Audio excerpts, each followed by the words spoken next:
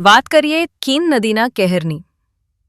Keen નદીમાં આવેલા પૂરના પાણી ઉતરી ગયા છે, પણ આજે ચોથા દિવસે કીન નદીએ વેરેલા વિનાશના દ્રશ્ય ચોંકાવનારા છે. માંગરોળના કંટવા ગામે ઉકાઈ જમણા કાંઠાની મુખ્ય કેનાલ કીન નદીના ધસમસતા પાણીએ ધોઈ નાખી છે.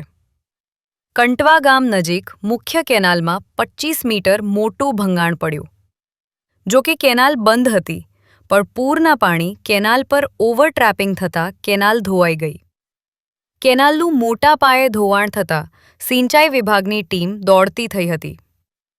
કોસંબા સિંચાઈ વિભાગની ટીમ ઘટના સ્થળે પહોંચી હતી, પરંતુ જે જગ્યા પર કેનાલ ધોવાઈ એ જગ્યા પર કાદવ કીચડના કારણે કેનાલ સુધી વાહનો ના જતા કેનાલ રિપેરની કામગીરીમાં વિલંબ થઈ રહ્યો છે.